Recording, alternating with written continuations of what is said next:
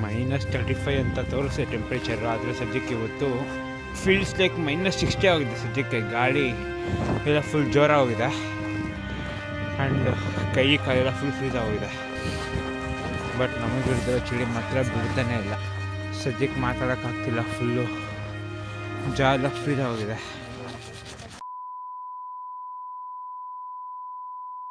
ಜೈ ಶ್ರೀರಾಮ್ ಎಲ್ಲ ಕನ್ನಡಿಗರಿಗೆ ಮತ್ತು ಕನ್ನಡ ಜನತೆಗೆ. ಆರ್ಟಿಕ್ ಸರ್ಕಲ್ ಒಳಗಡೆ ಇರುವಂತಹ ಜಗತ್ತಿನ ಅತಿ ದೊಡ್ಡ ನಗರ ಮುರ್ಮಾನ್ಸ್ಕಿಂದ ಸ್ವಾಗತ ಸುಸ್ವಾಗತ.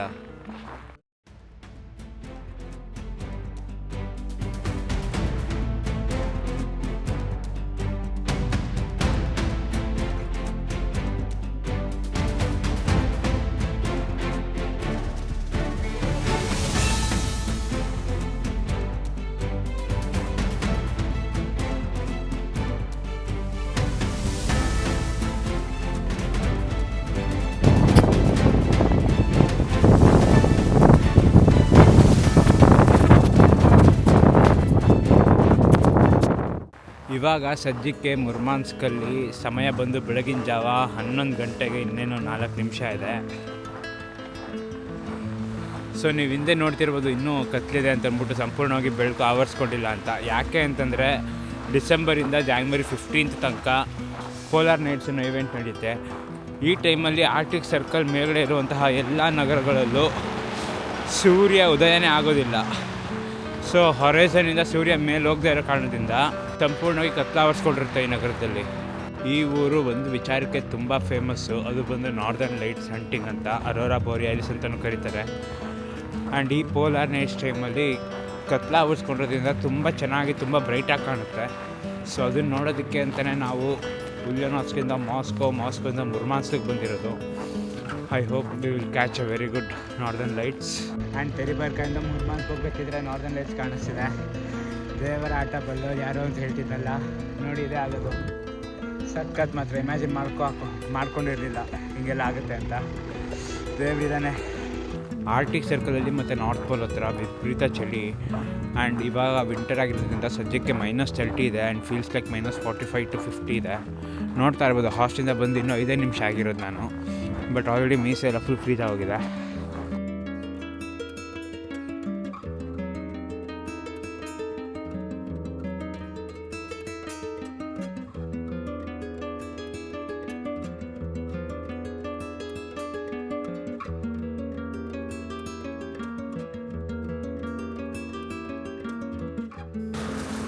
ನೋಡಿ, ಚಳಿಯಿಂದ ಕಾಪಾಡ್ಕೊಳ್ಳೋದಕ್ಕೆ ಬಸ್ ಸ್ಟ್ಯಾಂಡ್ ಸಂಪೂರ್ಣವಾಗಿ ಗ್ಲಾಸಿಂದ ಕವರ್ ಮಾಡಿಬಿಟ್ಟಿದ್ದಾರೆ.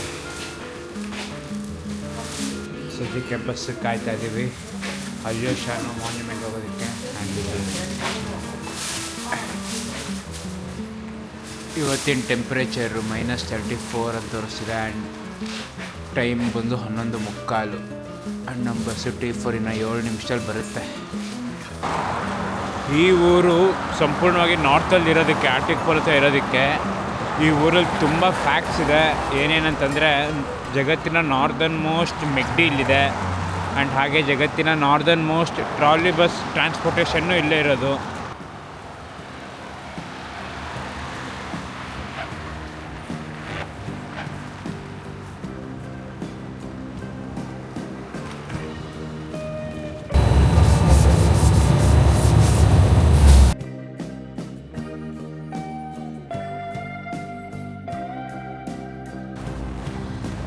ಸೊ ಗೈಸ್, ಹೇಳಿದ್ನಲ್ಲ ಪೋಲಾರ್ ನೈಟ್ಸಲ್ಲಿ ಯಾವುದೇ ಕಾರಣಕ್ಕೂ ಸೂರ್ಯೋದಯ ಆಗಲ್ಲ ಅಂತಂದ್ಬಿಟ್ಟು. ನೋಡಿ, ಹೊರೈಸನ್ ಮೇಲೆ ಬೆಳ್ಕೋಗೋದೇ ಇಲ್ಲ ಆ್ಯಂಡ್ ಇದು ಲೇಕು ಸಂಪೂರ್ಣವಾಗಿ ಫ್ರೀಸ್ ಆಗೋಗಿದೆ. ನೋಡಿ ಹೇಗೆ ಫ್ರೀಸ್ ಆಗಿದೆ ಅಂತ ಅಂದ್ಬಿಟ್ಟು. ಆ್ಯಂಡ್ ಈಗ ಅಲ್ಯೋಶಾ ಅಂತ ಒಂದು ಮಾನ್ಯುಮೆಂಟ್ ಇದೆ, ಆ ಮಾನ್ಯುಮೆಂಟ್ ಹತ್ರಕ್ಕೆ ಹೋಗ್ತಾ ಇದ್ದೀವಿ. ಆ್ಯಂಡ್ ನಮ್ಮ ಜೊತೆಗೆ ನಮ್ಮ ರಷ್ಯನ್ ಬ್ರದರ್ ಸಹ ಬಂದಿದ್ದಾರೆ. ಸೊ ಇಬ್ಬರು ಸೇರಿ ಹೊಡ್ಕೊಳ್ತಾ ಇದ್ದೀವಿ. ರಾತ್ ಹಲೋ.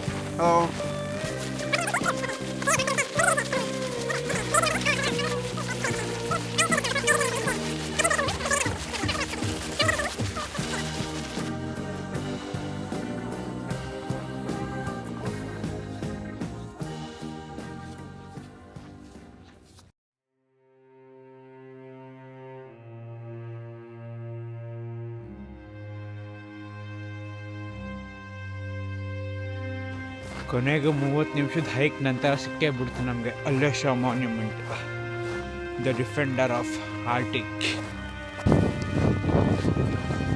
ಹಾಗೆ ಸ್ವಲ್ಪ ಶಾಡೋಸಲ್ಲಿ ಕಾಣಿಸ್ತಿದೆ ಅಂತ.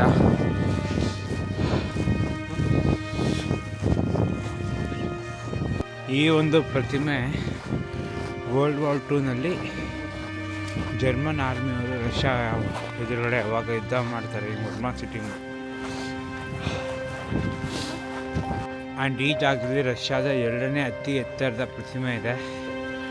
ಸದ್ಯಕ್ಕೆ ಮಾತಾಡೋಕ್ಕಾಗ್ತಿಲ್ಲ, ಫುಲ್ಲು ಜಾಲ ಫ್ರೀದ್ ಆಗಿದೆ, ಕ್ಲೀನಾಗಿ ಮಾತಾಡೋಕ್ಕಾಗ್ತಿಲ್ಲ. ಬಟ್ ಆದರೆ ಶಾರ್ಟ್ಸ್ ತೊಗೊಂಡು ವಾಯ್ಸ್ ಕೊಡೋಣ ಆಗ್ತಿದ್ದೀನಿ, ನೋಡೋಣ ಏನಾಗುತ್ತೆ ಅಂತ.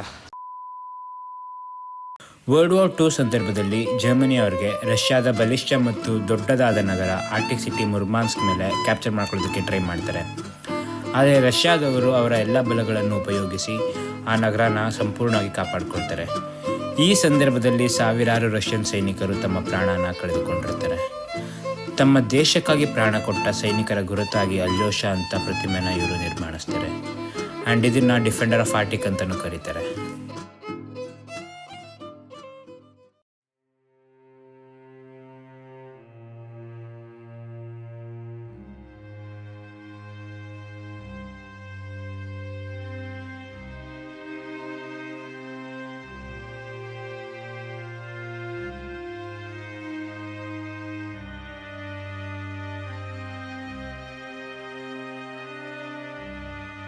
ನೋಡಿ ಅಲ್ಲಿ ನನ್ನಿಂದ ಕಾಣ್ತಾ ಇದೆ ಅಲ್ಯೋಷಾ,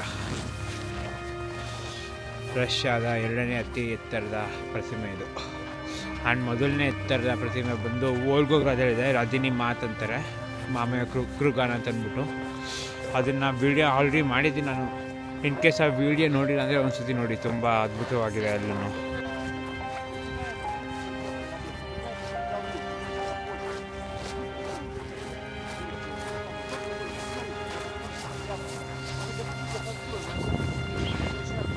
ಇವಾಗ ಸ್ವಲ್ಪ ಫಾಗೆಲ್ಲ ಓಪನ್ ಆಗ್ತಾ ಇದೆ. ಬಟ್ ನಮಗೆ ಹಿಡಿದಿರೋ ಚಳಿ ಮಾತ್ರ ಬಿಡ್ತಾನೆ ಇಲ್ಲ. ಇಲ್ಲಿ ಯಾವುದೋ ಹತ್ತಿರದಲ್ಲಿ ಇದು ಸಹ ಇಲ್ಲ, ಒಂದು ಕೆಫೆನೋ ರೆಸ್ಟೋರೆಂಟ್ ಏನೂ ಇಲ್ಲ. 30 ನಿಮಿಷ ಬೆಟ್ಟ ಹತ್ಕೊಬಂದ್ವಿ, ಹೈಕ್ ಮಾಡಿಕೊಂಡು ಮತ್ತೆ 30 ನಿಮಿಷ ಇರಬೇಕು. ಬಟ್ ಸದ್ಯಕ್ಕೆ ಇವತ್ತಿನ ಹತ್ರ ಲೆಗ್ ವಾರ್ಮಸ್ಸು ಮತ್ತು ಹ್ಯಾಂಡ್ ವಾರ್ಮಸ್ ಇದೆ. ಸೊ ಎಲ್ಲಾದರೂ ಜಾಗ ಸಿಕ್ಕಿದ್ರೆ ಹಾಕೋಬೇಕು.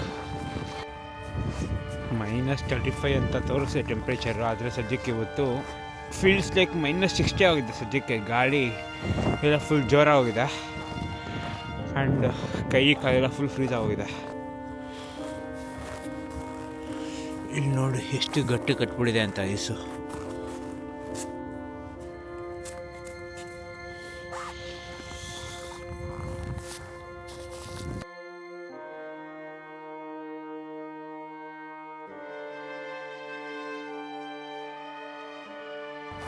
ಇದು ಬಂದು ವರ್ಲ್ಡ್ ವಾರ್ 2ನಲ್ಲಿ ಯೂಸ್ ಮಾಡಿದಂಥ ಆರ್ಟಿಲರೀಸು. ಜರ್ಮನ್ಸ್ ಆರ್ಮಿ ವಿರುದ್ಧ ಯೂಸ್ ಮಾಡಿ ಅವ್ರನ್ನ ಹೊಡೆದು ಸೋಲಿಸಿದ್ದಕ್ಕೆ ಇವೆಲ್ಲ ತುಂಬ ಹೆಲ್ಪ್ ಮಾಡಿತ್ತು. ಅದಕ್ಕೆ ನನಗೆ ಹಾಗೆ ಇಟ್ಟಿದ್ದಾರೆ.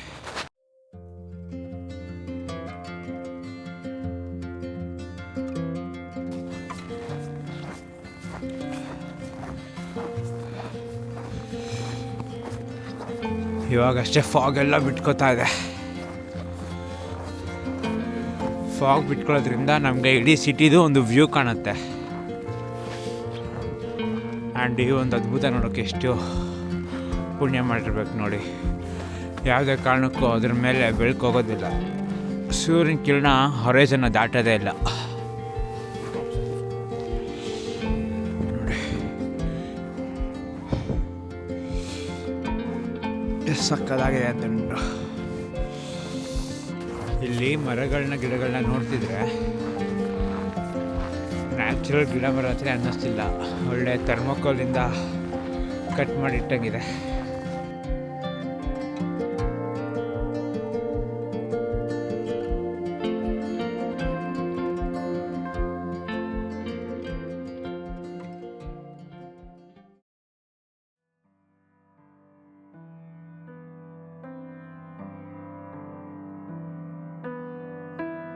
ಇವರಿಬ್ಬರು ಆಗಿಂದ ಫ್ರೀಸ್ ಆಗ್ತಿದೆ ಕೈ ಕಾಲು ಅಂತಂದರೆ ಬರ್ತಾನೆ ಇಲ್ಲ.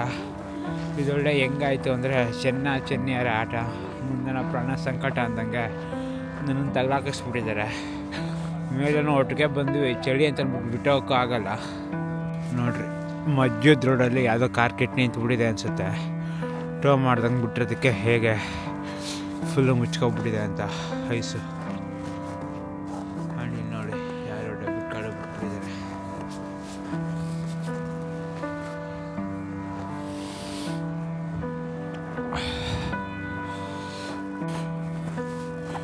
ಈ ಥರ ಜಾಗದಲ್ಲಿ ಬದುಕಬೇಕು ಅಂದರೆ ತುಂಬ ಕಷ್ಟ ಪ್ರತಿಯೊಂದಕ್ಕೂ.